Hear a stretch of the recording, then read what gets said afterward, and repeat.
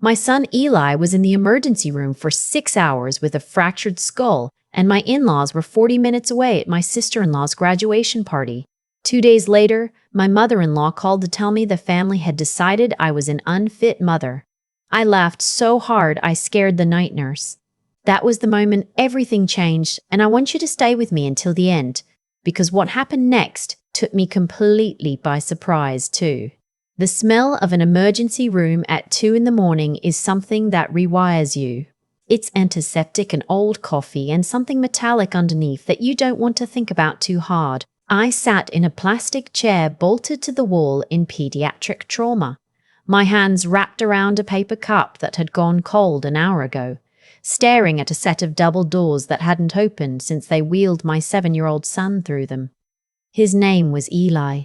He was small for his age, gap-toothed, obsessed with building robots out of cardboard boxes and explaining to me in exhausting detail why each one needed a name.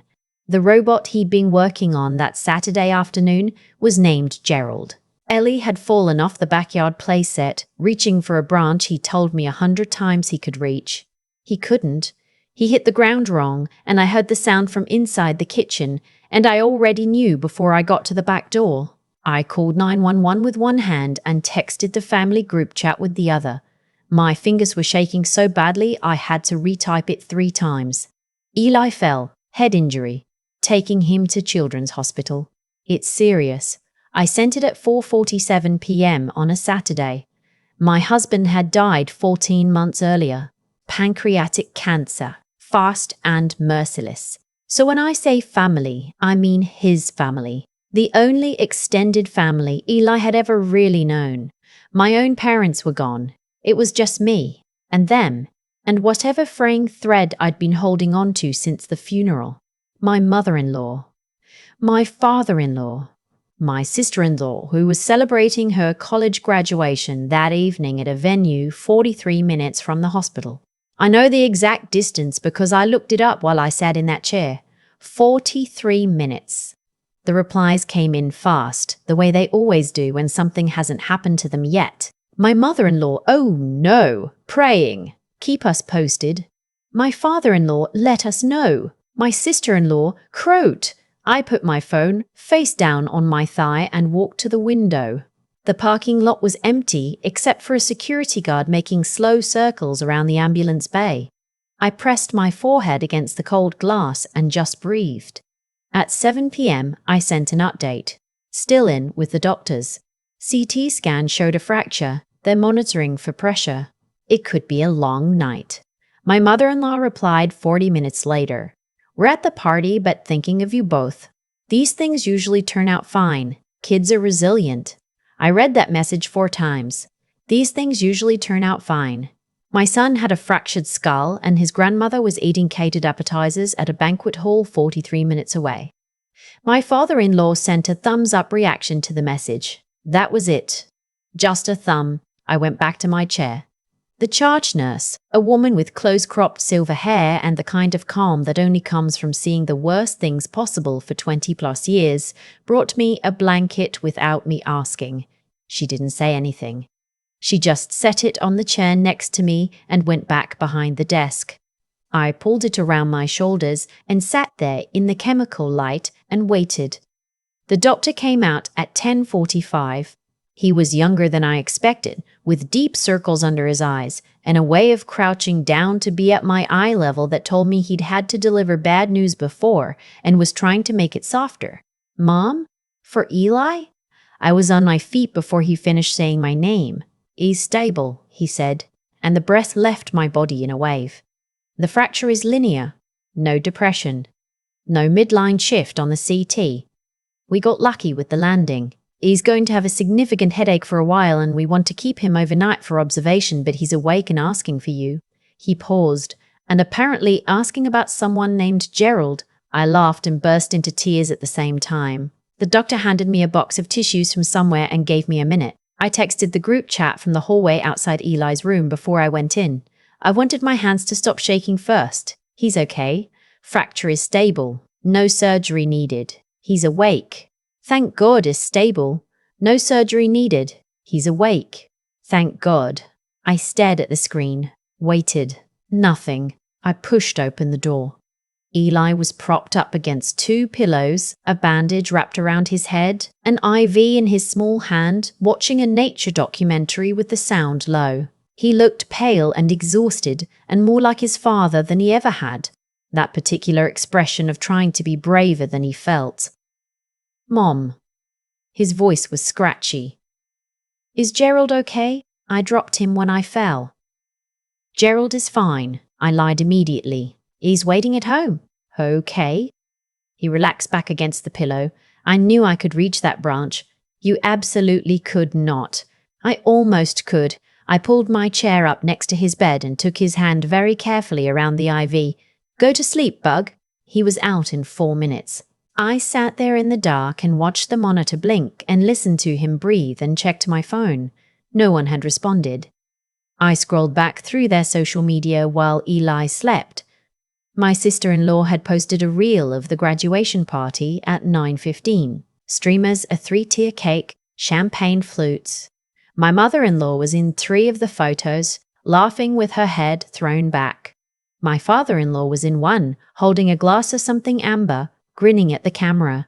The caption on the last photo, posted at 10:50 p.m., 5 minutes after I'd told them Eli was stable, was, "The best night. So proud of my girl. Family is everything. So proud of my girl. Family is everything. I put my phone in my bag. I didn't take it out again that night. We were home by Sunday evening. Eli had instructions for rest, no screens for 72 hours, follow up with his pediatrician, and wake him every 4 hours overnight to check responsiveness.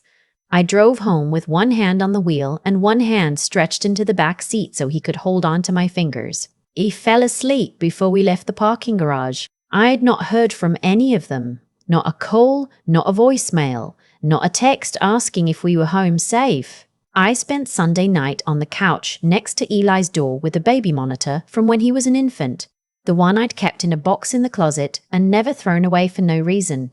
I could explain. I woke him at midnight, at 4, at 8. Each time he grumbled and told me to go away, and I said, "Good, that's exactly what I wanted to hear." Monday morning, Eli was asleep and I was making coffee when my phone rang. I looked at the screen. My mother-in-law. I answered on the 2nd ring. Nora. Her voice had that particular texture it got when she'd been rehearsing what she wanted to say. Controlled and bright, the way you talk when you're performing concern. "How is our sweet boy? I've been so worried. I've been so worried. I've been so worried." I want to say I had some elegant response ready. I didn't. I just stood at the counter and listened.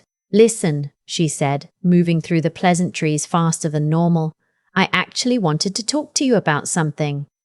The family had a little discussion yesterday. We're all just so concerned. About Eli. About the situation. Darren was such a good father, and without him there, it's just a lot for one person to manage. We worry that Eli isn't getting the supervision he needs." There it was. "The supervision he needs," I repeated. "We just think it might be worth considering whether a 2-parent household would be better for him at this stage. His uncle and I have been talking, and we thought perhaps if Eli spent more time with us, more structured time, it could really, more structured time." My voice was very flat. I could hear it from outside myself. "Your grandson fractured his skull on Saturday and none of you came. None of you called. None of you were there when the doctor came out and told me he was okay. Eli asked for you when he woke up." That last part wasn't true. Eli had asked for Gerald the cardboard robot. But the point still stood. He's 7 years old and he was in a hospital bed and his family was at a party. Nora, that's not fair. It was Kelsey's graduation. You couldn't just, what? Silence. "I'll think about what you said," I told her. "About supervision. About what's best for Eli." I hung up. I stood at the kitchen counter for a long time. I'm a family law paralegal. I have been for 9 years. I sit across from people every single day who are navigating the worst paperwork of their lives, and I have spent nearly a decade learning exactly how the machinery of it works. Custody modifications, parental fitness assessments, documentation, evidence. I knew what the family disgust meant when it came from a mother-in-law who'd never respected me even when her son was alive to run interference. They were going to try to take my son. Something cold and very clear moved through me and settled in my chest like ballast. I went to the hall closet and pulled out a manila folder I kept for important documents. I sat at the kitchen table. I opened my laptop. And for the next 2 hours while Eli slept, I began to build a case. First, documentation. I screenshotted every message in the group chat from Saturday afternoon forward.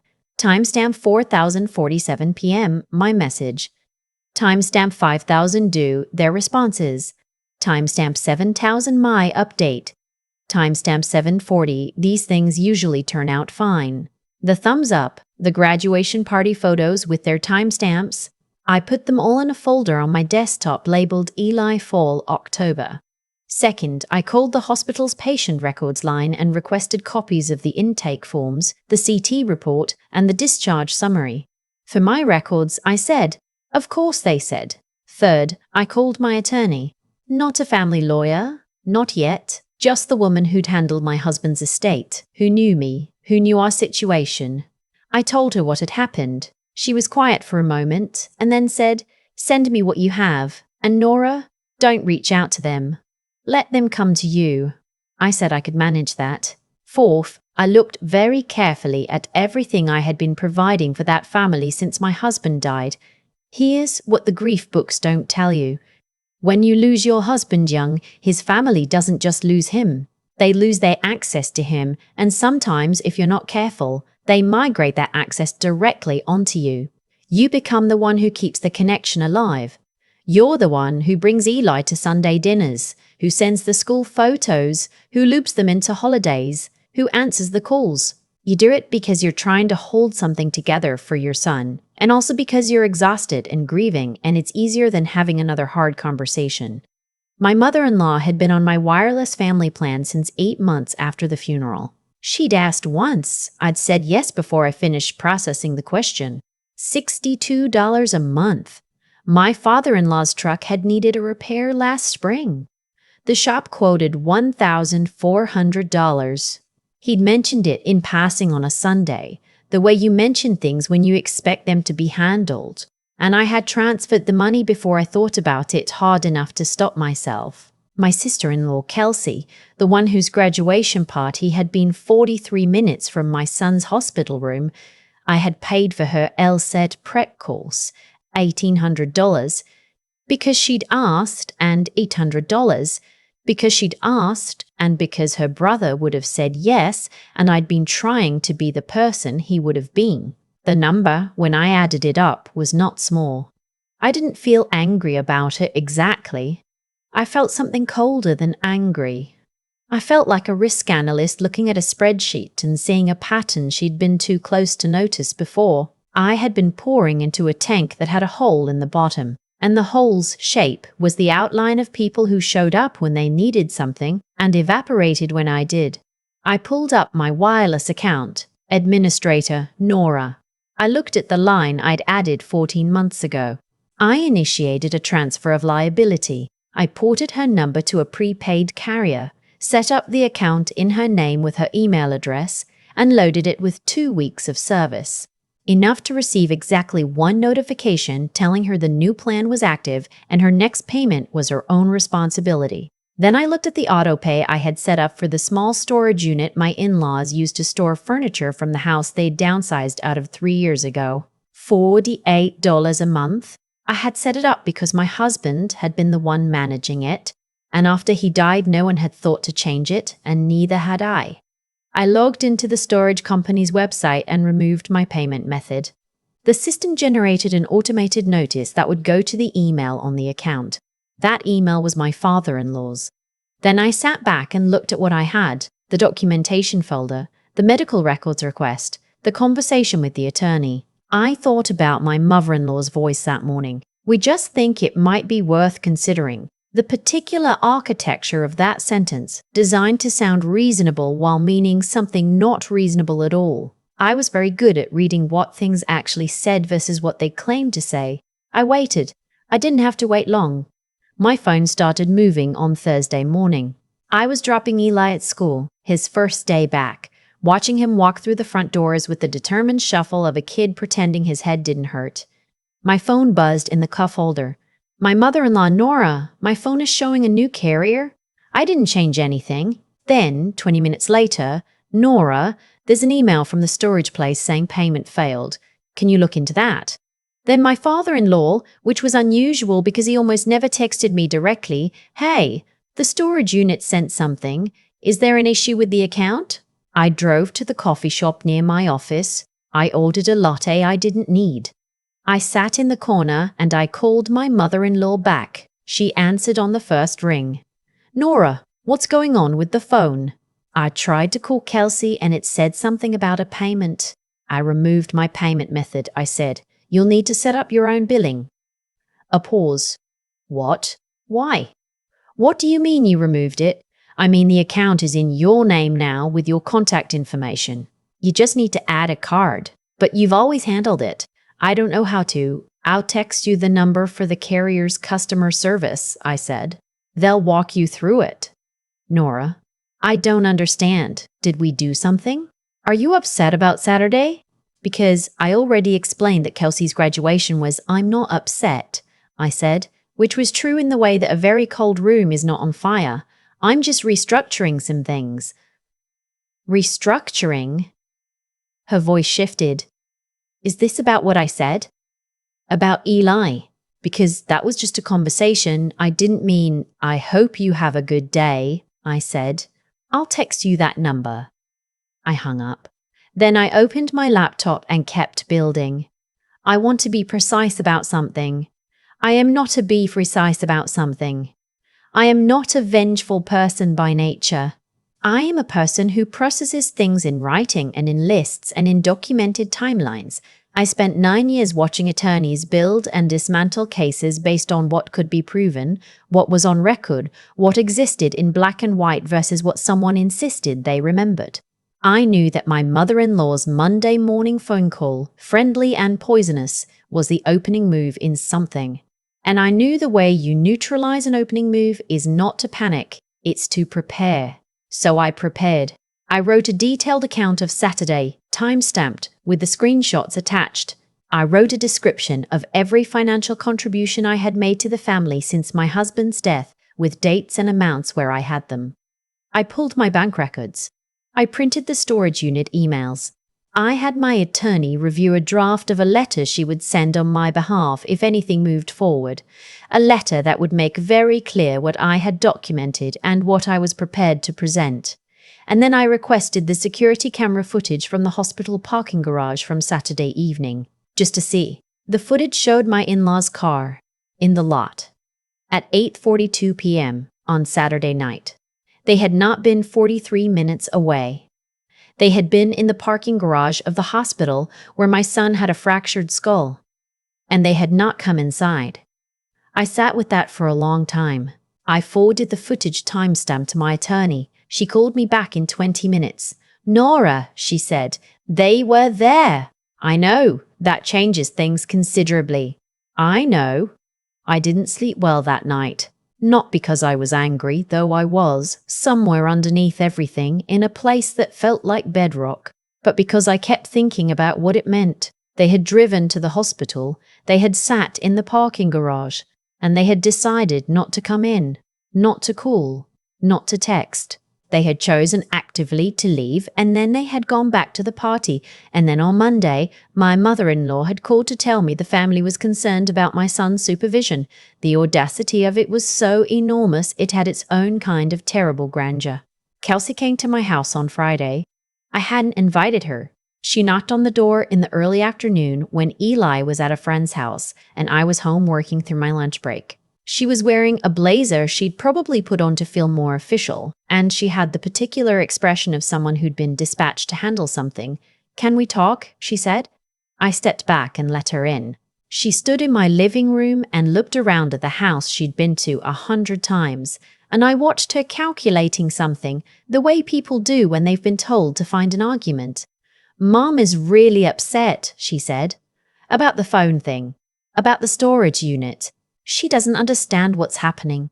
Then she should call me, I said, not send you. Kelsey had the grace to look uncomfortable. I know this is hard. Since Darren, we all miss him, and we're just trying to... Were you in the parking garage? I asked. She stopped. Saturday night. Were you in the parking garage? I asked. She stopped. Saturday night. Children's Hospital. The parking garage. Security footage puts your parents' car there at 8:42 p.m. I kept my voice completely level. Were you with them? The colour left her face in a way I hadn't expected. She sat down on my couch without being invited. Nora, were you there? She pressed her lips together. Mom didn't want to disrupt the party. Dad said Eli was going to be fine. You said he was stable, and she thought if they showed up it would make it seem more serious than it was. She thought it would scare you more. I let that sit in the room for a moment. She thought showing up would scare me more, I repeated. I know how it sounds. They sat in the parking garage of the hospital where their grandson had a fractured skull, I said, and decided that going home was better for me than coming inside. Kelsey had nothing to say. For the first time in the 4 years I'd known her, she just sat there with nothing to say. And then 2 days later, I continued, your mother called me to discuss whether I was providing adequate supervision for my son. That wasn't, she didn't mean it as a threat. It doesn't matter what she meant. I was surprised by how calm I was. Not performed calm, actual calm, the kind that comes from having already felt the worst thing and still being there. What matters is what she said and what she did. And I have both of those on record. Kelsey looked at me. Is this going to become a legal thing? That depends entirely on whether your family makes it one. She left 20 minutes later. She didn't take the blazer off the whole time. The fallout was not dramatic. It was not a confrontation at a doorstep. It was a slow, quiet process of people realizing that the soft place they'd been landing had been replaced with something that didn't give. My mother-in-law called twice more in the following week.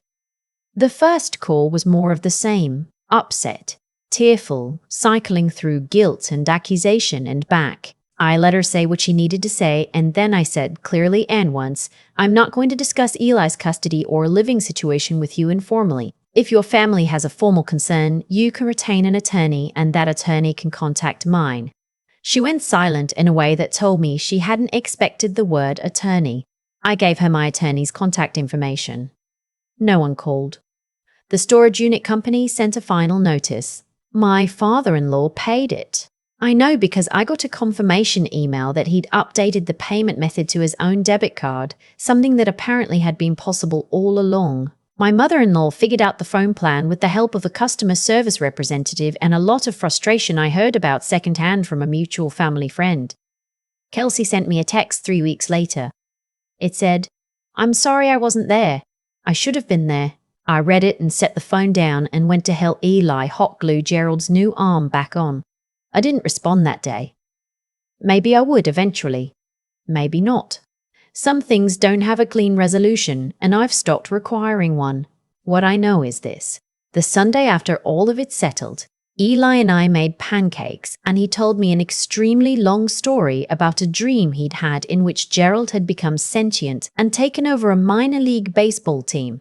I laughed until my stomach hurt. I took a video of him reenacting the part where Gerald hit a home run. I sent it to no one. I kept it for us. His pediatrician cleared him fully 6 weeks after the fall. Straight posture, eyes tracking, reflexes sharp. The doctor said he was a very lucky kid. Eli looked at me when she said that, and I looked at him, and neither of us said anything because we both knew luck had very little to do with it. That afternoon, I opened my bank account and moved the money I'd been sending out every month. The wireless line, the storage unit, the accumulated quiet expenses of people who had stopped noticing they were being carried into a savings account I opened in Eli's name. College fund, I labeled it. I typed the label and then sat there for a second and added the word hours. A few weeks later, on a Saturday with no particular occasion, I took Eli to the Science Museum. He'd been asking for months. We spent 4 hours there. He made a little robot out of spare parts in the Maker Lab and named it Gerald too without any prompting from me because of course he did. We ate terrible hot dogs from the museum cafe and he explained to me at length the thermodynamic principles he had invented to explain why Gerald 2 was better than Gerald 1. I nodded seriously and took notes in my phone. On the drive home, he fell asleep in the back seat. I looked at him in the rearview mirror, gap-toothed, head tipped against the window, completely at peace. The old reflex was there for a moment, that low background hum of waiting for something to go wrong, for the phone to ring with a problem that belonged to someone else. I turned the radio down. I drove home in the quiet, and for the first time in a very long time, the quiet felt like mine.